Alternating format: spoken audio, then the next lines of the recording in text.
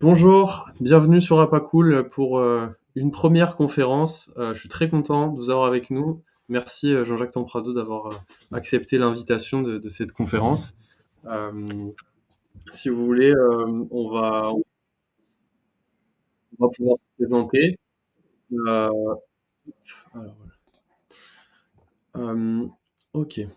Donc bienvenue. Donc je vais vous parler un petit peu d'Apacool déjà pour commencer. Ensuite, je laisserai Jean-Jacques se présenter et expliquer un petit peu ce que c'est son métier et qu'est-ce qu'on fait là sur cette conférence dédiée au sujet de l'activité physique des seniors, de la santé des seniors, euh, tout ça en tournant autour un peu de l'innovation, des nouvelles technologies et de comment on peut faire pour aider ces personnes à faire plus d'activité physique, à être en meilleure santé. Donc déjà, un petit point rapidement pour vous reparler d'Apacool. Donc qu'est-ce que c'est Apacool? Apacool, c'est un site internet dont le but est vraiment de favoriser la pratique d'activité physique de manière adaptée pour tous et de garantir en fait une régularité principalement de pratique pour tous les publics qui seront intéressés. Donc on a commencé avec les réveils actifs le matin, qui est une offre gratuite où tous les matins à 7h30 vous avez un live d'activité, enfin de réveil musculaire et articulaire très doux, qui est adaptable à tout le monde et qui est très bénéfique pour tout le monde, que ce soit les personnes plutôt seniors qui ont des difficultés ou même des personnes assez jeunes. Voilà, faut pas hésiter à y participer. Et, euh, et voilà, à partir du 3 mars, on lance une offre dédiée aux seniors, une offre dédiée au personnel soignant pour les aider à faire plus d'activité physique, pour limiter les risques auxquels ils sont confrontés. Et ça, on va en parler juste après avec Monsieur Tamprado. Euh, donc les conférences sur Apacool, c'est un complément à tout ça, c'est pour aider ces personnes-là et aussi les professionnels à en apprendre plus sur les différents sujets qui seront abordés sur Apacool et les offres qu'on pourra aborder. Voilà, donc le thème aujourd'hui, on va parler des seniors, Monsieur Tamprado. Qu'est-ce que vous avez à dire? Est-ce que déjà vous pourriez peut-être un petit peu vous présenter et nous dire pourquoi c'est vous qui devez venir nous parler de ce sujet-là. Oui, bonsoir à toutes et à tous et merci Noé. Alors pourquoi c'est moi? Bah, d'abord parce que vous m'avez invité et j'ai accepté l'invitation parce que je, je trouvais que c'était une bonne initiative de la part d'une jeune entreprise que de venir donner la parole aux chercheurs, hein, sur l'activité physique pour essayer de proposer des choses qui soient scientifiquement fondées. Et ça, c'est très important parce que c'est pas toujours le cas, hein, dans ce qu'on voit, voilà. Donc moi, voilà, je suis, Jean-Jacques Tamprado, je suis professeur à Aix-Marseille Université, à l'Institut des sciences du mouvement humain.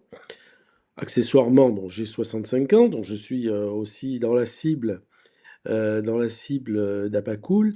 Je dirige la chaire Active Aging. La chaire Active Aging, c'est un gros, gros projet, une structure que j'ai imaginée il y a déjà assez longtemps, à l'époque où on se préoccupait pas tellement des seniors en bonne santé et de faire en sorte qu'ils le restent.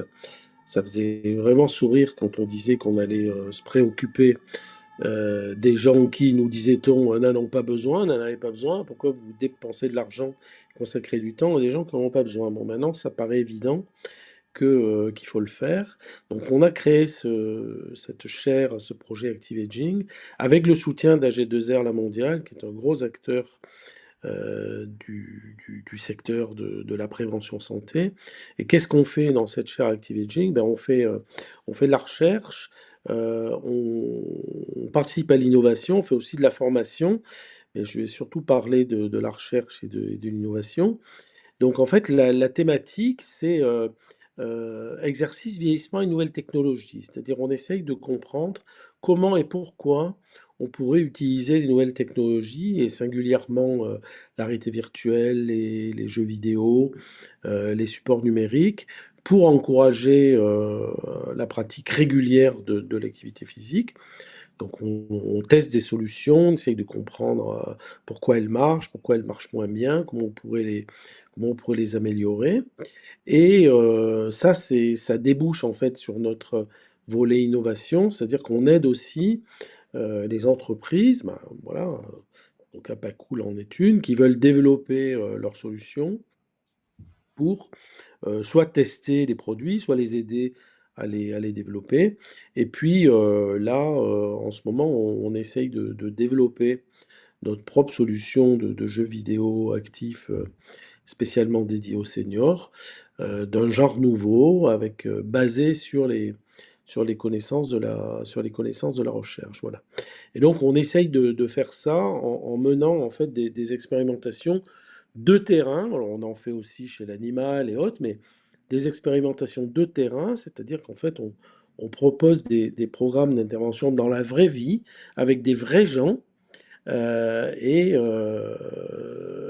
ensuite, on évalue l'efficacité de ces programmes à partir de modèles théoriques, de tests qui sont scientifiquement fondés. Voilà. D'accord. Et pour faire ces tests, vous utilisez, enfin, vous travaillez avec des professionnels de l'activité physique adaptée, si je dis pas de bêtises. Oui. Alors oui, soit on travaille avec des professionnels qui sont déjà dans le qui sont déjà installés. Alors bon, par exemple, on a une convention avec la maison sport santé du SMUC. Mm. Et donc là, quand on met en place des programmes d'intervention dans le cadre de la maison sport santé, on le fait avec les professionnels APA de la maison sport santé, mais on les forme, c'est-à-dire que on leur explique comment on aimerait que telle ou telle activité, par exemple, on a comparé des programmes de tai chi avec des programmes de marche nordique, avec des programmes utilisant des supports numériques, un mur numérique, par exemple, des circuits training, etc. Donc là, on forme les enseignants en leur disant, voilà, on voudrait que ça soit fait comme ça, pour telle et telle raison. Donc c'est un partenariat gagnant-gagnant parce que bah, les enseignants APA, ils sont au contact des chercheurs et ils comprennent pourquoi on veut faire les choses. En même temps, pour nous, c'est une garantie d'un encadrement avec des professionnels spécialisés. Et on a dans la chaire, en fait, des jeunes chercheurs en activité physique adaptée qui, eux, en fait, sont là pour faire le lien entre les professionnels et les chercheurs. Et donc, j'ai toujours un enseignant, enfin un chercheur en activité physique qui est payé dans le cadre de la chaire, qui lui vient superviser les séances, qui prend des notes, qui suit toutes les séances, qui prend des notes, etc., qui fait du débriefing après chaque séance, de manière à adapter au fur et à mesure. Donc on a à la fois des spécialistes de l'APA avec l'équipe de chercheurs, et on a des spécialistes de l'APA qui encadrent les programmes sur le terrain. Ok, d'accord. Bon, merci beaucoup pour cette présentation, c'est super intéressant. Je pense que j'aurais énormément de questions encore, mais si je les pose toutes, on n'arrivera pas, on va dépasser le temps et ça va être compliqué. En tout cas, c'est génial parce que ça veut dire que vous travaillez au final avec de la recherche qui s'applique au terrain et derrière, on peut imaginer qu'il y a des solutions concrètes qui sont mises en place juste après et des indications, encore une fois, très concrètes C'est le sur but. ce qui est préconisé. Ouais. C'est le but, c'est AG2R, la mondiale, nous finance et le contrat moral, mais on le fait effectivement, hein, qu'on a avec eux, c'est de dire, bon ben voilà, on fait de la recherche, ça effraie toujours ça les financeurs, mais on va, à partir de ces recherches, proposer des préconisations, parce que la G2R en fait finance énormément d'associations, de clubs, de gens qui sont dans le secteur d'activité physique. Donc nous, on essaye ensuite de faire passer les préconisations qui ressortent en fait des études qu'on a faites. Bon, après, les gens les appliquent ou pas, ça c'est autre chose. Mais en tout cas, nous, voilà, on essaye d'élaborer un certain nombre de recommandations à partir de ce qu'on a observé. Ok, bon bah super. Merci beaucoup, c'est super intéressant. Du coup, peut-être qu'on va passer à part parler des seniors maintenant, parler peut-être du vieillissement. et commencer par la base en se demandant ben, qu'est-ce que c'est le vieillissement et quels sont ses effets finalement. Est-ce que, parce qu'on les a peut-être pas toujours définis précisément, c'est bien de faire un petit rappel et de Ouais. savoir. Alors bon, c'est sûr hein, que la question que tout le monde se pose, c'est à quel âge on est vieux finalement, hein. Bon, et ça, bah, évidemment, c'est une question à laquelle il est difficile de répondre. D'abord parce que il y a plusieurs âges pour être vieux, hein. Avant, on considérait que ça commençait quand on partait à la retraite. Bon, aujourd'hui, c'est plus exactement la même chose. Mais surtout, bon, pour faire court, en fait, ce qu'il faut retenir, c'est que il peut y avoir une différence importante entre l'âge chronologique et l'âge fonctionnel. Je ne vais pas dire l'âge biologique, mais d'une certaine façon, c'est ça. Mm. Hein, c'est-à-dire notre âge fonctionnel, ce qu'on est capable de faire, les limitations qu'on rencontre et notre âge chronologique. Il suffit de regarder autour de nous pour s'en rendre compte. Il y a des gens qui ont le même âge chronologique, qui ne sont pas du tout dans le même état fonctionnel. Donc ça, c'est la première chose qu'il faut retenir. La deuxième chose, c'est que, en fait, cette question, quel âge on est vieux, ça n'a pas tellement de sens parce qu'on n'est pas vieux du jour au lendemain. En fait, le vieillissement, c'est une trajectoire, hein. C'est-à-dire, on a chacun une trajectoire de vieillissement qui nous fait passer de la robustesse à la fragilité, puis à la perte d'autonomie. Et toute la question, c'est finalement comment on va faire pour infléchir cette trajectoire. Et ça, c'est un message important. Il y a quelques années de ça, enfin, quand je dis quelques années, il y a, on va dire une vingtaine d'années, on ne pensait pas qu'on pouvait infléchir la trajectoire de vieillissement. C'est pour ça qu'on ne se préoccupait pas de la prévention. Et quand on a compris et découvert, avec l'aide des chercheurs, qu'on pouvait moduler cette trajectoire et retarder l'entrée dans la fragilité, dans la perte d'autonomie, bah, ça a tout changé. Et ça détermine aussi aujourd'hui une vision beaucoup plus positive du vieillissement, c'est-à-dire le vieillissement, c'est pas la perte. Enfin, bien sûr, c'est la perte inéluctable. Ça, Mm. c'est la mauvaise nouvelle. Mais la bonne nouvelle, c'est que cette perte de nos capacités fonctionnelles, elle peut être retardée, elle peut être atténuée, et elle peut être atténuée, et c'est le sujet de ce soir, en adoptant des habitudes de vie protectrices, et au rang desquelles figure évidemment l'activité physique. Bon, nous, on parle plutôt d'exercice parce que c'est l'exercice dans toutes ses dimensions, physiques, mais aussi cognitifs. Et donc, voilà, en adoptant des habitudes de vie qui protègent notre organisme, eh bien, on peut en fait moduler cette trajectoire et, euh, et limiter, ou en tout cas retarder les pertes. Alors, D'accord. vous avez posé la question, c'est quoi finalement ces effets du vieillissement? Hein. Bon, alors, les effets, ils sont simultanément dans tous les systèmes. Bon.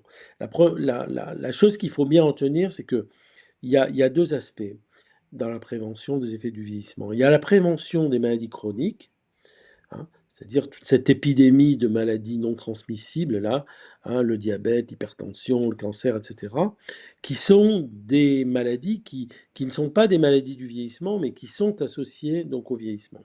Donc nos habitudes de vie protectrices nous permettent d'éviter la survenue de ces maladies chroniques. Et puis, il y a les effets du vieillissement en tant que tel sur les capacités musculaires, sur les capacités cardiovasculaires, sur les capacités cognitives, hein, sur les capacités, sur les habiletés motrices, l'équilibre, etc.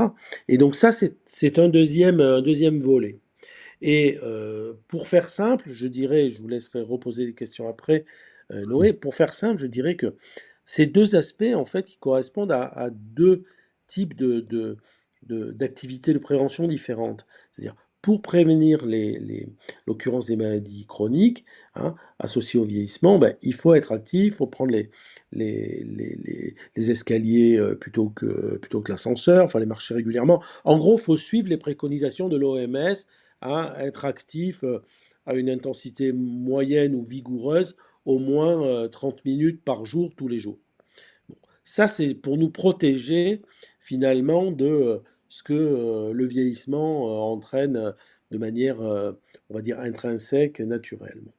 Après, si on veut se protéger, ou si on veut plutôt atténuer ou retarder les effets spécifiques sur la force musculaire, sur la cognition, sur les capacités cardiovasculaires, qui déterminent à un moment donné la perte d'autonomie, bah, là, il faut se livrer à des exercices systématiques. C'est-à-dire, c'est pas que les habitudes de vie, c'est des exercices systématiques. C'est là que des solutions comme APACOOL, évidemment, sont très importantes parce que, en plus des habitudes de vie actives, elles vont proposer, avec l'aide d'intervenants formés en lien avec les données de la recherche, elles vont proposer des programmes d'exercice qui sont spécifiquement designés, qui sont spécifiquement conçus pour améliorer telle ou telle capacité, pour retarder finalement le déclin des capacités fonctionnelles qui ne manquera pas d'arriver, surtout si on est sédentaire ou hypoactif. C'est-à-dire que si on est un patate coach, comme disent les anglo-saxons, c'est-à-dire allongé sur le canapé à regarder la télé, à manger des chips, ça, c'est ce qui peut accélérer finalement les choses qu'on n'a pas envie de voir arriver, c'est-à-dire des incapacités fonctionnelles, des maladies chroniques et finalement une perte d'autonomie précoce. D'accord. Donc en fait, pour résumer, pour bien vieillir, pas en mode santé, pas malade et ralentir les effets donc cognitifs de perte musculaire, il faudrait faire d'une part toutes ces habitudes actives du quotidien, donc marcher, prendre des escaliers, toutes ces choses-là du quotidien, porter ses courses, Voir ses et autres. amis, s'alimenter correctement, etc. Voilà, ça c'est les habitudes de vie saines et Ok. protectrices. OK et après pratiquer du coup, avec, des séances guidées qui sont du coup sur des objectifs spécifiques, C'est cognitifs du ça. coup, qu'est-ce qu'on sur l'aspect cognitif, de quoi on pourrait parler, comme séance, comme proposition? Qu'est-ce qu'une Ouais. personne du coup senior devrait faire? Mmh.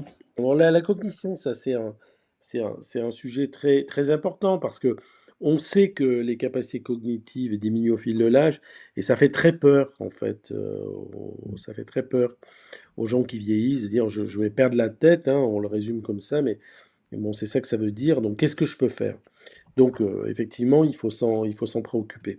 Alors je veux dire quelques messages simples. La première chose, c'est que, il ne faut pas confondre les maladies neurodégénératives type Alzheimer et Parkinson qui font perdre la tête et le vieillissement, normal. C'est quoi la grande différence? C'est que dans le vieillissement normal, même si à certains moments, on peut avoir l'impression qu'on a, surtout au début, des troubles de mémoire ou de fonction exécutive qui ressemblent en fait à ceux des maladies neurodégénératives. La grande différence, c'est que dans le vieillissement normal, en fait, notre cerveau, en fait, préserve une forme de plasticité qui fait que si on le stimule, en fait, on va pouvoir atténuer en fait ces déclins des fonctions cognitives, ce qui n'est pas le cas dans les maladies neurodégénératives. Donc le message, c'est de dire, c'est pas parce qu'on a des troubles cognitifs, qu'on a du mal à se concentrer, qu'on perd un peu la mémoire, etc., que c'est nécessairement de type neurodégénératif. Et donc, quand le vieillissement normal produit aussi ces effets-là, et quand c'est le cas, quand c'est du vieillissement normal, on va pouvoir, grâce à des exercices appropriés, en fait, stimuler la plasticité cérébrale et entretenir ces fonctions cognitives. Alors, comment on peut le faire? Ce qu'on sait depuis une dizaine, une quinzaine d'années, c'est que on peut le faire de différentes façons. La première façon, qui est finalement la plus simple, c'est de se souvenir que quand on fait l'activité physique aérobie, l'activité physique d'endurance, hein, comme de la marche rapide ou de la marche nordique toutes ces activités qui sollicitent le système cardiovasculaire à au moins 60-70% des capacités maxi, en fait, bah, ces exercices-là, ils ont comme effet secondaire de stimuler la plasticité cérébrale et d'améliorer les performances cognitives. Je ne vais pas rentrer dans le détail, mais c'est simplement que, en fait, enfin, si ça intéresse des gens, je le ferai, mais en fait, quand on pratique de l'activité physique d'endurance, on libère en fait dans le flux sanguin ce qu'on appelle des facteurs neurotrophiques, qui sont des substances, en gros, qui vont stimuler la plasticité cérébrale. Donc, il faut bien se dire que rien qu'en faisant l'activité d'endurance à des intensités assez élevées, plus de 60%, ça veut dire qu'on est quand même au seuil de l'essoufflement, hein, c'est ça un petit peu le repère, on améliore la plasticité cérébrale. Deuxième façon d'améliorer les performances cognitives, c'est de faire des exercices, des circuits de training, des exercices dans lesquels on a à faire des mouvements complexes, des coordinations complexes avec les bras, les jambes, etc. Pourquoi? Parce que en fait, on le voit bien, hein, à mesure qu'on vieillit, quand on a à réaliser ces mouvements complexes, on a besoin de plus de contrôle cognitif, plus de contrôle attentionnel, plus de contrôle d'inhibition, plus de contrôle de planification. Et donc, en entraînant ces habiletés motrices complexes, bah, simultanément, on entraîne aussi la cognition. C'est ce qu'on a bien montré dans les travaux qu'on réalise dans le cadre de HR Active Aging. Donc ça, c'est une chose. Bon. Donc, toutes les activités, les intervenants APA, ils commencent à s'amuser beaucoup à faire ça, où on fait de la double tâche, c'est-à-dire qu'on fait les mouvements complexes et en même temps on demande de compter à rebours ou de faire des petits exercices de jonglage, enfin, où on a plusieurs tâches à faire en même temps qui sollicitent la cognition. C'est bon aussi pour nos performances cognitives. Et puis, bon, nous, ce qu'on aime bien dans la chaire, évidemment, c'est bah, les activités avec des supports numériques, c'est-à-dire la réalité virtuelle, les jeux vidéo, ce qu'on appelle les exergames, hein.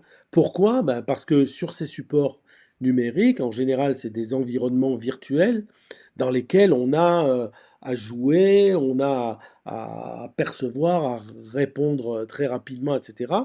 Et en même temps qu'on est actif.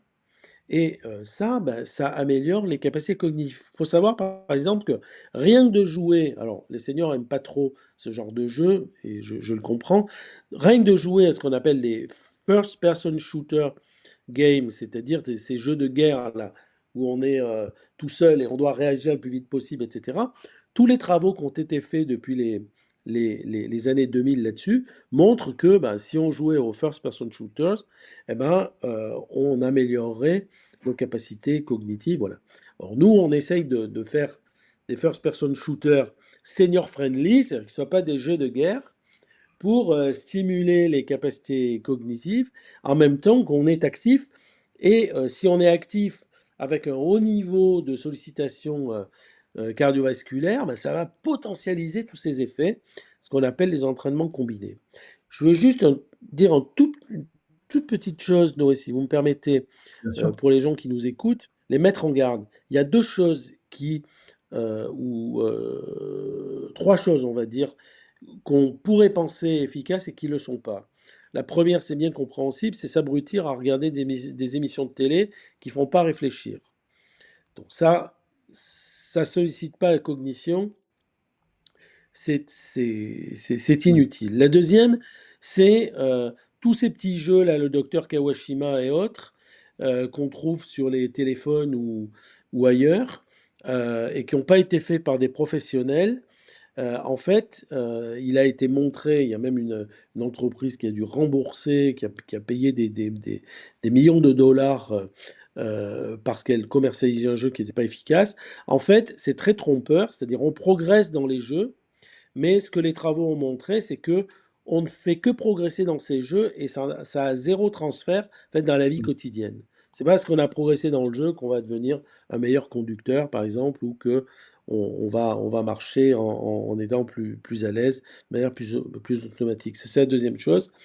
Et la troisième chose, oui, que je voulais dire, c'est que, contrairement à ce qu'on pense, les mots croisés, le sudoku, etc., c'est plaisant parce que quand on vieillit, on est bon dans ce genre de choses. Pourquoi est-ce qu'on est bon? Parce que ça sollicite les mécanismes qu'on appelle l'intelligence cristallisée, des mécanismes en fait qui sont très peu dégradés par le vieillissement et qui peuvent même être améliorés. Alors qu'on sent très fort et on veut en faire plus, etc. Mais en fait, c'est pas ces mécanismes-là qu'il faut améliorer. Donc il faut le faire pour le plaisir et parce que ça fait toujours du bien de voir qu'on réussit quelque part. Mais les mécanismes qu'il faut améliorer, c'est ceux qui nous embêtent dans la vie quotidienne. C'est ceux qui nous empêchent de mémoriser des numéros de téléphone entre notre carnet et notre téléphone. C'est ceux qui nous empêchent de retenir quelque chose quand on fait un aller-retour à la cuisine au salon. C'est ceux qui nous empêchent de nous concentrer durablement, etc. C'est ceux-là qu'il faut solliciter et il faut le faire avec les exercices dont j'ai parlé juste avant. D'accord, ok. Bon, bah c'est super, c'est vraiment, encore une fois, encore une fois, c'est super intéressant de voir J'espère que ça plaît comment. à nos auditeurs surtout. Ah ben, j'en suis sûr, il y a une petite question qui vient de sortir qu'on verra juste après que Super. Mireille a posée. Merci Mireille pour votre question. Juste avant, du coup, est-ce que j'ai une petite question moi par rapport aux freins euh, que peut constituer en fait l'outil numérique pour le public senior. Enfin, c'est une évidence. On sait aujourd'hui que c'est difficile pour les personnes plus âgées de se servir d'un téléphone, d'un ordinateur en moyenne. Donc, qu'est-ce que vous pensez de ce frein-là et comment est-ce qu'on peut arriver à le contourner et à s'en satisfaire quand on n'a pas forcément peut-être été habitué avant à l'utiliser? Alors, bon, je suis désolé de vous contredire, mais bon, ce que vous dites est vrai, mais cette tendance-là, elle est à la baisse. Et notamment depuis le Covid, parce que pendant le Covid, eh bien, on n'avait pas d'autre choix que de commander des choses avec l'Internet, de faire des achats, etc. Et en fait, on a vu que les gens, même les plus âgés, commençaient à se familiariser avec l'outil numérique. Et les enquêtes qui sont faites, par exemple, sur les jeux vidéo, montrent qu'il y a aussi de plus en plus de seniors qui jouent aux jeux vidéo, ne serait-ce qu'avec leurs petits-enfants, parce qu'il y a aussi une occasion de faire des activités intergénérationnelles. Mais ce que je voudrais dire, en fait, c'est que oui, on dit que les personnes vieillissantes, elles ont du mal avec les technologies, mais en fait, on se rend compte que, évidemment, quand c'est des technologies brutes qui n'ont pas été faites pour être utilisées par des seniors et qui sont pas, d'un point de vue ergonomique, d'un point de vue du design, sont pas faites pour eux, évidemment qu'ils ont des difficultés. Mais aujourd'hui, par exemple, tous les services qui utilisent des technologies, y compris l'IA, la réalité virtuelle, etc., qui sont maintenant conçues pour les seniors. En fait, ce qui est premier, c'est le service, et la technologie, elle est planquée dans le service. Et quand elle est bien planquée, quand le service est bien fait, eh ben, en fait, les gens, ils n'ont pas de problème pour utiliser la technologie. Donc, voilà, quand on fait des sites, des téléphones, des jeux, etc., ben, il faut que la technologie, elle se fasse la plus discrète possible. C'est-à-dire qu'elle ne soit pas première. Et Hmm. si elle est discrète, à ce moment-là, l'expérience montre que les gens vont l'utiliser beaucoup plus facilement. Voilà. Surtout, évidemment, ça c'est toutes les études qu'on fait, puisque nous on fait des études d'acceptabilité et d'acceptation sur les technologies, notamment pour l'enseignement des technologies à distance ou pour l'activité physique et quelques supports numériques, ce qu'on montre, en fait, c'est que bah, pour que les gens l'acceptent, il faut que ça leur semble utile, il faut que ça soit fun, plaisant, ça génère du plaisir et que ça soit facile à utiliser. D'accord. Et quand c'est comme ça, en fait, ils vont l'accepter facilement. Et ensuite, ce qu'on montre aussi dans nos études, c'est que bah, au début, ils sont peut-être un peu réticents, mais s'ils acceptent de l'utiliser, bien souvent, après une première utilisation, leur représentation change et ils passent de ce qu'on appelle de l'acceptabilité à l'acceptation. C'est-à-dire que bon, ils ne savaient pas finalement s'ils voulaient bien l'utiliser, mais une fois qu'ils l'ont essayé, bah, ils veulent bien l'utiliser. C'est les techniques des vendeurs dans les magasins. On dit non, non, ça m'intéresse pas. Et ils veulent à tout prix vous faire essayer le produit parce qu'il est bien connu en psychologie que une fois qu'on l'a essayé, comme on dit, l'essayer c'est l'adopter. Eh bien, c'est une façon de résumer qu'on passe de l'acceptabilité à l'acceptation et du coup à l'intention d'utilisation. D'accord, très bien. Bon bah non mais merci de m'avoir contredit parce que ça me permet ça me permet d'en apprendre plus, de déconstruire un petit Bon, peu après, on peut les toujours croyances. trouver ça et là des gens qui qui qui qui veulent pas utiliser, les technologies et cetera. Bon, mais enfin bon, je pourrais raconter plein d'histoires là-dessus parce qu'on étudie évidemment ça et bon, on a des choses assez intéressantes de ce que les gens disent en fait autour des technologies qui illustrent, juste ce que j'ai dit avant. OK. Ouais, d'accord. Bah, de toute fa j'hésiterai pas à vous solliciter, en cas Mais, de je vous en prie. pépin, sur, l'acceptabilité, surtout sur les 2 effets, enfin les 2 paramètres à maîtriser, donc le fun Le plaisir, et voilà, le plaisir, et la l'utilité simplicité perçue d'utilisation. et la facilité d'utilisation. C'est les 3 ingrédients de base. Et bah, voilà. Du coup, on va peut-être parler rapidement d'Apacool. Donc je disais tout à l'heure qu'on va lancer du coup le 3 mars une offre dédiée aux seniors, donc avec 2 séances par semaine qui seront vraiment dédiées aux seniors. Il y aura 3 autres séances qui pourront être pratiquées probablement par certains seniors qui sont en bonne forme et en complément, et tous les réveils actifs le matin à 7h30. Donc ça permet un petit peu donc je vais vous l'expliquer juste après, mais euh, la complémentarité entre ces réveils actifs qui sont peut-être plus de l'ordre de l'exercice dont vous parliez, l'exercice quotidien et euh, C'est dans habitude la, de vie active, ouais. voilà, exactement. Et en complément, du coup, les 2 séances qui seront assez spécifiques sur justement la prévention, on n'en a pas trop parlé, mais des troubles de l'équilibre qui peuvent être mis en lien avec la cognition et aussi avec la force musculaire. Et ensuite, une séance aussi dédiée au travail de la force musculaire pour le maintien notamment de la masse musculaire euh, pour les personnes qui avancent en âge. Donc ça, c'est à partir du 3 mars. Vous aurez tout qui sera visible sur le site et puis de toute façon, je vous en reparlerai. Donc vous pourrez suivre la chose. Je peux Qu'est-ce dire que un petit mot là-dessus? Bien sûr, ouais, c'est ce que j'allais dire. Qu'est-ce que vous pensez un petit peu de de tout ça? Alors, donc plusieurs choses. D'abord, bon, évidemment, je trouve que c'est une très bonne initiative. Donc 2 séances par semaine, ça pose la question de la posologie. Mm. Donc bon, nous, on conseille, si c'est des séances très actives, bon 2 c'est un minimum, on va dire, plutôt 3. Donc mais l'intérêt, c'est d'avoir des séances qui ont été démontrées avec des intervenants professionnels et qui peuvent être reproduites après, dans un autre contexte avec d'autres gens. Donc bon, moi je dirais quand même, bon 3 séances un peu systématiques par semaine, c'est une bonne posologie, c'est la première chose. Hem, les réveils actifs, je trouve ça une très, très bonne idée, il ne faut pas les négliger. Et je dirais même alors, parce qu'on a l'habitude de dire: «Faut que ça dure au moins 30 minutes», et cetera, et cetera. Mm. Et il y a toute une littérature là qui est en train de se développer, ce qu'on appelle l'exercice snacking, bon je le dis pas en anglais, mais normalement c'est dit en anglais, hein, comme le snacking, hein, quand on grignote comme ça. Et en fait, c'est toute une tendance qui étudie, en fait, les durées minimales qu'on pourrait proposer pour que ça soit efficace. Dire est-ce que finalement de faire, 15 minutes d'exercice d'un certain type tous les matins, est-ce que finalement avec ça, avec 15 minutes, hein, si on les fait correctement, est-ce qu'on va pas arriver à obtenir des effets qu'on soupçonnait pas et où on pensait justement que, il fallait faire plus long, plus souvent, et cetera?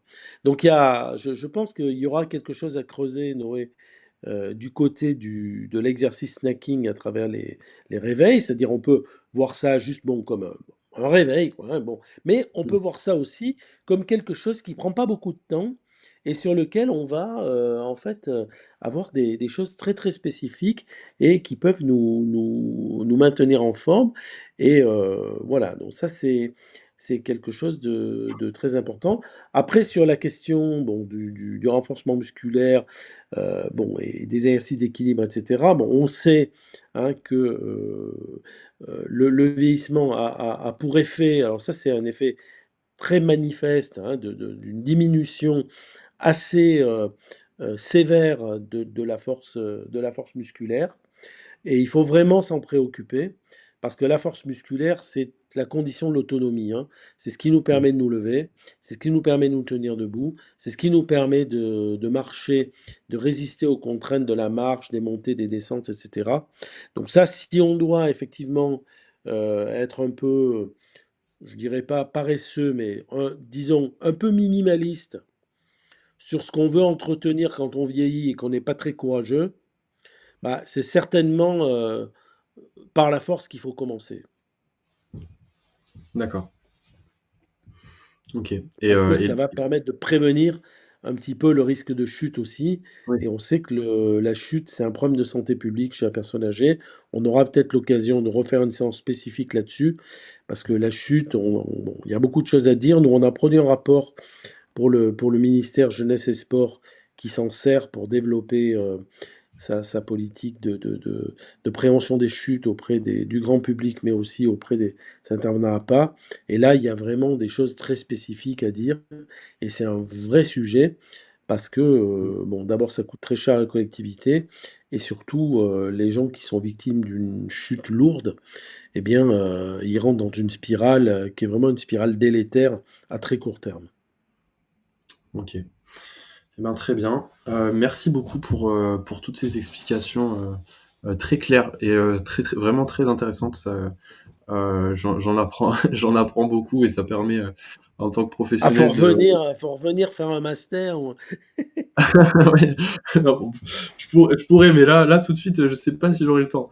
Mais ça va venir, ouais, il faut continuer à se former. Mais justement, c'est le but aussi de ça, c'est que ça serve autant aux professionnels pour continuer à se former, pour être au courant de ce qui se fait dans la recherche, des trouvailles, des solutions qui sont nouvellement identifiées, et en même temps de donner des solutions aux seniors pour prendre soin de leur santé, et puis à toutes les autres Et aux personnes. Hein, professionnels aussi, voilà. Ouais, c'est ce que je disais, les professionnels aussi un professionnel, oui, à prendre soin de leur santé, tout à fait, c'est vrai. On- est-ce que peut-être vous voulez rajouter quelque chose ou ça ira et on peut passer aux questions? Il y en a Non, je veux quelques-unes? bien répondre aux questions s'il y en a, avec plaisir.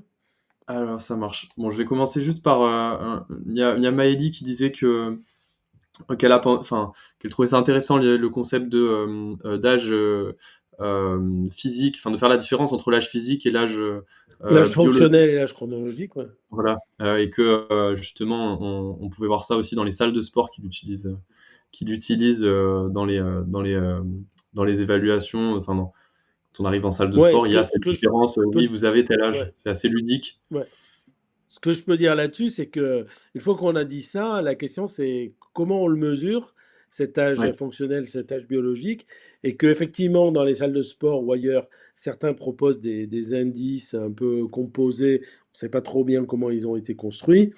Bon, je peux dire quand même que les chercheurs, pour l'instant, ils se grattent bien la tête pour arriver à sortir un truc qui a un peu de sens. Bon, et notamment, par exemple, il y a beaucoup d'études très sophistiquées avec l'intelligence artificielle maintenant pour essayer d'évaluer l'âge cérébral, qui serait, parce que l'âge cérébral, c'est certainement quelque chose qui reflète un petit peu l'âge de notre cerveau, ça reflète un petit peu le, l'état global du système, et ça, c'est vraiment pas facile. Bah, mais bon, on peut toujours inventer des indices composés. Ce qui est compliqué, c'est, et ce qu'on n'a pas aujourd'hui à ma connaissance, c'est des abacs, c'est-à-dire c'est pour pouvoir se situer à un moment donné, il faut se situer par rapport à une référence.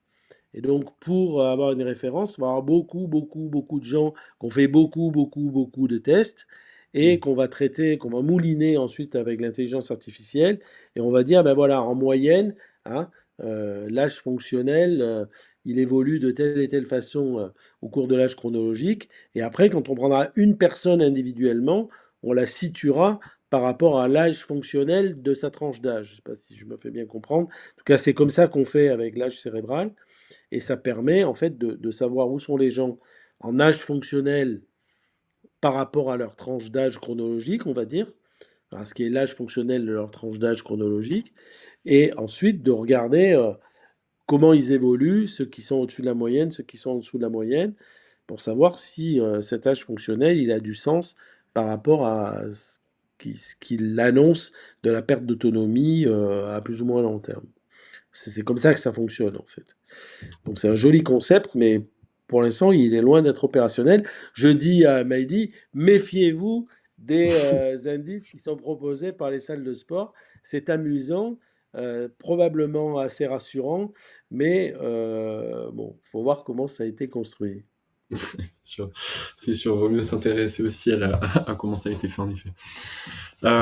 Ok, il y a du coup une question intéressante aussi de Mireille qui demande comment faire alors pour avoir euh, alors pas pour avoir la bonne dose, mais pour ne pas être soit surstimulé, donc comment adapter, je dirais, ou sous-stimulé. Comment choisir sûrement la bonne dose? Je, voilà, Ouais. soit de manière peut-être sur la régularité, je suppose, soit Alors, sur une séance même. Surstimuler, à part de rares personnes qu'on voit passer de temps en temps, qui sont suractives, on va dire, j'ai tendance à penser que ça sera rarement le cas parce que de ce que je vois dans les endroits où on fait faire de l'activité physique aux seniors, en général, ce sont des jeunes collègues qui prennent en charge les séances et bon, on peut pas leur reprocher, mais comme ils ont jamais été vieux, comme ils sont jeunes, en fait, ils savent pas bien, ils ont toujours peur de faire mal, aux personnes âgées. Voilà. Donc, bon, alors c'est vrai qu'il faut pas se mettre entre des gens qui seraient pas formés, mais en gros, ils ont toujours tendance, en fait, à proposer des choses qui soient en dessous de ce que les gens peuvent faire. Donc, ma recommandation, c'est quand même de pousser un peu le système parce que, eh bien, le pousser, c'est avoir la garantie que, on le pousse un peu dans ses retranchements et donc il va se réorganiser pour compenser ce qu'on a essayé de lui enlever, si je dis les choses de manière simple. Donc en gros, bah, le bon principe, Mireille, je crois, c'est de dire que, bah, on doit toujours, quoi qu'on fasse, être en gros entre 70, 80% de ses possibilités, en termes de fréquence de séance, en termes d'intensité, en termes de complexité des mouvements qu'on va faire, etc. Donc si on marche, on va marcher à 60-70% de la vitesse à laquelle on pourrait marcher, c'est-à-dire au seuil de l'essoufflement, hein. Si voilà, on pourrait faire une séance par jour, 7 jours par exemple, eh ben, on va être à 60% de ça, en gros, 4 fois par semaine, 4 à 5 fois par semaine. Voilà. Bon, donc ça, c'est les doses en fait qui permettent de solliciter le système. En dessous de ça, en fait, ça sert à entretenir, ça ne sert pas à compenser les pertes. En fait, notre système, il a la capacité de se réorganiser si on le stimule. Si on ne stimule pas, en fait, ben, euh, soit il ne bouge pas, soit, comme on est toujours, hein, comme je dis souvent, les personnes vieillissantes, c'est les athlètes de haut niveau, ils sont en compétition permanente avec un truc qui s'appelle le vieillissement, qui essaye de leur enlever des capacités fonctionnelles. Donc ils savent qu'à la fin, ils ne gagneront pas le match, mais ils veulent jouer une belle partie. Et donc, pour jouer une belle partie, bah, il faut essayer de s'opposer à l'adversaire. S'opposer à l'adversaire, c'est être actif le plus souvent possible avec des intensités qui ne sont pas des intensités sous-optimales. Donc, c'est toujours, même quand on va faire du renforcement musculaire, la bonne intensité, en moyenne, c'est toujours entre 60-70% de son maximum. Et avec ça, on sollicite le système et on lui permet de s'améliorer. Et évidemment, il faut le faire dans des conditions qui soient biomécaniquement pas traumatisantes. C'est-à-dire qu'il ne faut pas sauter, par exemple, d'une hauteur, hein. On ne va pas faire des sauts en contrebas. Parce qu'un saut en contrebas, quand on vieillit, il y a le risque qu'il y ait un tendon qui lâche ou qu'il y ait un muscle qui ne le supporte pas, hein. Donc voilà, on va plutôt faire du vélo que du saut en contrebas, que de la, même enfin, du saut à la corde, etc. Mais ça, c'est les conditions biomécaniques, hein. C'est-à-dire on va respecter le fonctionnement naturel de nos articulations. On va pas tordre les bras de tous les côtés, tordre le cou de tous les côtés, etc. Donc on reste dans des types de mouvements qui sont des mouvements naturels où les articulations ne fonctionnent pas dans des positions qui pourraient les abîmer. Et ensuite, ben, on va augmenter un peu l'intensité pour être en gros à 60-70% de ce qu'on pourrait faire en termes d'amplitude articulaire, en termes de vitesse de déplacement, en termes de charge qu'on va soulever, en termes de vitesse de réalisation, etc. etc. Et dans ces zones-là, normalement, on va déjà solliciter le système de manière. Voilà. Donc tout ce qui est de l'animation de loisirs, si vous voulez, c'est agréable, mais ça ne permet pas au système de se réorganiser pour fighter contre le vieillissement qui nous guette tous les jours. Ok. Bon, bah super. Du coup, Mireille, il faut pratiquer tous les jours et il faut essayer de pousser un petit peu la cadence pour arriver au seuil de l'essoufflement, pour s'améliorer et pour maintenir, pour gagner la bataille. Euh, et du coup, elle demandait, alors déjà, elle vous remercie. Je sais pas si vous voyez le chat, monsieur Tamprato. Si je l'ouvre, je vais le voir. Ah voilà. Donc Mireille vient de vous remercier et elle demandait aussi ensuite si le vieillissement physiologique était progressif. Ah, alors ça, c'est une bonne question. En fait, alors, sur alors, il y a un grand principe qu'on dit en anglais, mais qui est facilement compréhensible en français, c'est use it or lose it. Donc, si on n'utilise pas les capacités, on va les perdre. Est-ce qu'on va les perdre de manière linéaire, hein, progressive, c'est ça que ça veut dire, de manière linéaire? Alors bon, il y a les travaux, en général, ils essayent de chiffrer, on dit en gros, on perd 1%, 1 à 2% par an, par exemple sur la force musculaire ou sur les capacités cardiovasculaires. Bon, ça me paraît assez raisonnable de penser ça. Après, il y a un type de vieillissement qui peut être très non linéaire, donc ou avoir des ruptures assez abruptes, c'est le vieillissement cérébral. Pourquoi? Parce qu'en fait, ce vieillissement cérébral, il, en raison de la plasticité cérébrale, notre cerveau, en fonction de comment il est stimulé, comment il a été stimulé par le travail qu'on a fait, l'environnement dans lequel on vit, etc., en fait, il peut constituer ce qu'on appelle une réserve cognitive ou une réserve neurale. Ça veut dire qu'en fait, il a constitué des réseaux, si vous voulez, qui font que même quand il s'abîme, parce qu'il s'abîme en fait au fil du vieillissement, en fait, on ne s'en rend pas trop compte, les gens se plaignent pas, ils n'ont pas de troubles cognitifs particuliers, mais ils peuvent avoir leur cerveau en fait qui est en train de se ratatiner. Donc les neuropsies disent que parfois ils sont effarés de voir que des gens se plaignent peu et ils font donc une IRM et ils se rendent compte que les gens ont des cerveaux qui sont très, très abîmés, mais qui n'ont pas de déclin des performances cognitives. Donc ceux-là, c'est des gens qui ont ce qu'on appelle une réserve cérébrale ou une réserve cognitive.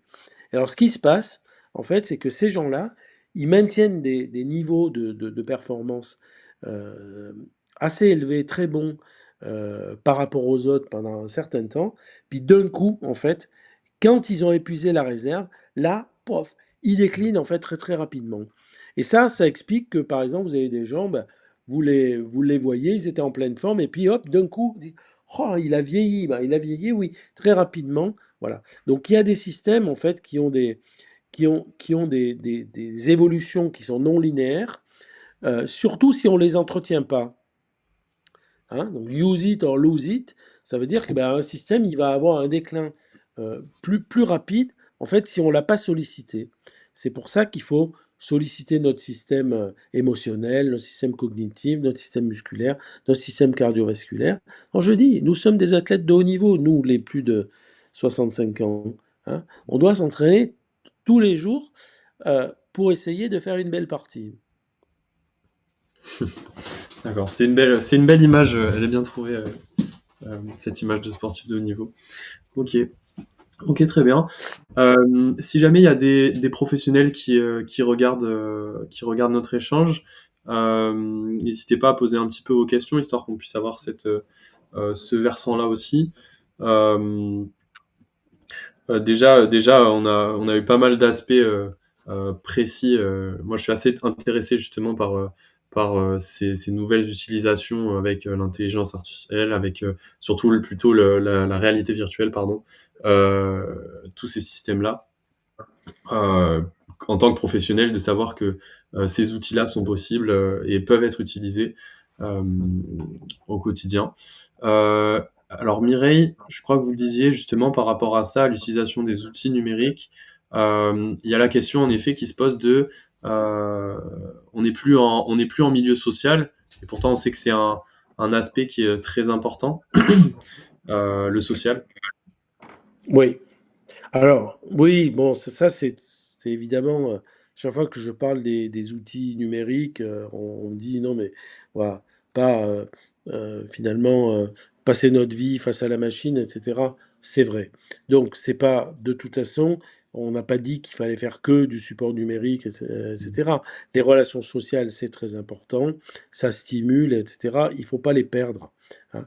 Et bon, parfois, l'utilisation des supports numériques, c'est aussi une occasion de rencontrer d'autres gens. Par exemple, j'ai discuté avec avec des personnes qui utilisent des jeux vidéo dans le cadre d'une maison du bel âge, par exemple, et j'allais les interroger pour comprendre ce qu'elles aimaient comme jeux vidéo, etc., pour construire le nôtre. Et en fait, je me suis rendu compte que elle s'en foutait du jeu vidéo. En fait, c'était juste une occasion pour rencontrer les copines et finalement pour se challenger un peu. Bon, donc parfois le jeu vidéo, le numérique, c'est aussi une occasion de se rencontrer et d'échanger avec d'autres, de jouer comme on le ferait pour des activités physiques plus conventionnelles. Et puis, l'avenir, je peux vous dire que l'avenir des supports numériques autour de l'activité physique, ça sera un avenir qui sera multijoueur. C'est-à-dire que, mais même, enfin, l'avenir en général. Alors oui, j'en profite pour le dire aux gens qui sont là. Il y aura au mois de mars, au mois d'avril, donc un magazine qui est édité par la Marseillaise, le journal La Marseillaise. Bon, moi, j'ai pas d'action dans le journal La Marseillaise. J'ai n'y voyais aucune allusion politique ou quoi que ce soit. Mais ils éditent un magazine de la transition. Et c'est la deuxième année qui me demande de coordonner le magazine de la transition démographique pour les seniors. Et là-dedans, en fait, il y a un dossier cette année, il y a un dossier sur les nouvelles technologies, et il y a une petite projection sur le futur, l'EHPAD numérique du futur, dans le métaverse, etc. Euh, et je crois que dans les 10 ans qui viennent, on aura en fait un EHPAD numérique, c'est-à-dire que on sera chez nous, grâce au numérique, on sera capable d'interagir en fait avec plein de gens dans des communautés, etc. C'est-à-dire que le numérique qui isole, je pense que voilà, il va mourir de sa belle mort, et le numérique, au contraire, va demain en fait développer les relations sociales. Et bon, je pourrais vous citer plein d'exemples euh, chez les jeunes pour vous montrer comment le numérique en fait a permis à un certain nombre de gens d'élargir leurs relations sociales.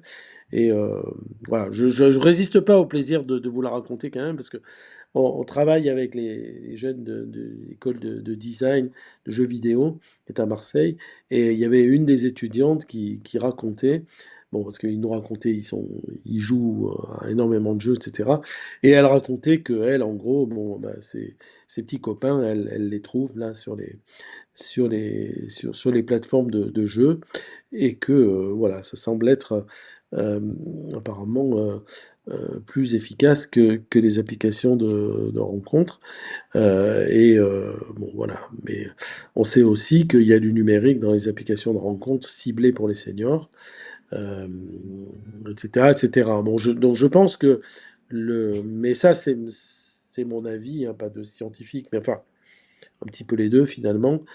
Je pense que le numérique va être dans le futur émancipateur et générateur de voilà, et pas du tout de mettre les gens face à la machine et de les y enfermer. D'ailleurs, les gens ne le veulent pas, hein.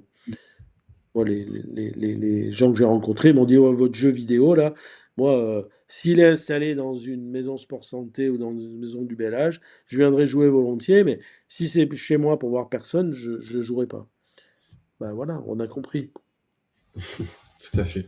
Bon, d'ailleurs, c'est ce qu'on essaie de faire aussi hein, sur Apacool avec ce chat, notamment là où vous posez vos questions. Pendant chaque séance, on a sous la même forme, il y a ce chat où chaque personne peut poser des questions, peut demander des adaptations un peu plus personnalisées sur les Mmh. exercices Ouais, et sur la pratique. Et puis ouais. même là, je vois qu'il y a Régine qui est là tous les matins pour les réveils actifs. Euh, donc ça permet aussi de créer du lien petit à Mmh. petit. Non, mais le numérique, ça permet de créer des communautés, hein, Ouais. et où les gens se rencontrent après, ou bien des communautés complètement virtuelles, où les gens ont l'impression de pas être seuls, alors qu'en réalité, c'est une communauté virtuelle. Mais même les salles de sport, elles ont compris ça, hein, et elles créent des apps et des communautés, en fait, de pratiques où les gens qui vont à la même franchise, maintenant, ils se rencontrent plus seulement dans la salle de sport, mais ils se rencontrent aussi à travers le réseau social. Ils s'échangent ils s'échangent des programmes d'entraînement, Mm. des routines, des conseils, etc. Et faut pas avoir peur du numérique. Je pense que voilà. Et les jeunes qui seront les seniors de demain, ils en auront pas peur. Ce sera le contraire. S'il n'y en a pas, ça leur manquera. Ok. Eh ben ça me semble être une très bonne conclusion pour terminer ces échanges. Euh, Simplement, ce que je voulais dire, euh, j'ai oublié en fait ce que je voulais dire. Bon, c'est pas très grave. Je voulais vous proposer demain de participer au réveil actif, hein, puisque à vous, de tout en brado, à tout le monde.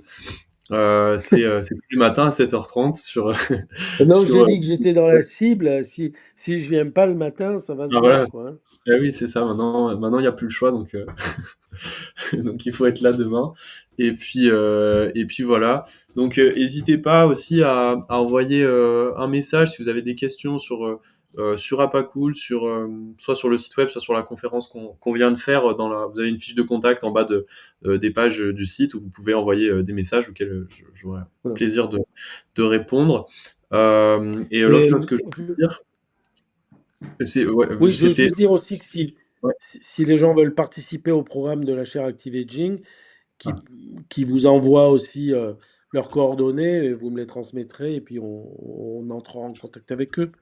avec grand plaisir. Sachant que du coup, et ce qui va venir aussi sur Apacool, il y aura des petites capsules vidéo qui viendront compléter l'échange qu'on vient d'avoir avec Jean-Jacques. Donc vous pourrez consulter un peu plus tard, je communiquerai dessus hein, par mail. Donc là, j'ai vos emails comme vous êtes inscrit. Donc je vous enverrai par email les capsules vidéo quand elles sortiront, où on pourra parler justement un petit peu des sujets qu'on a déjà abordés, et puis peut-être compléter avec des définitions et des indications peut-être un peu plus précises, peut-être sur la chute et sur d'autres aspects qu'on aura peut-être pas ou peu évoqués. Donc voilà. N'hésitez pas, encore une fois, envoyez vos questions et puis on vous remercie. Et puis je vous dis, j'espère à très bientôt sur Apacool ou ailleurs d'ailleurs, pour les pros ou pour les seniors. À bientôt, monsieur Tambrato.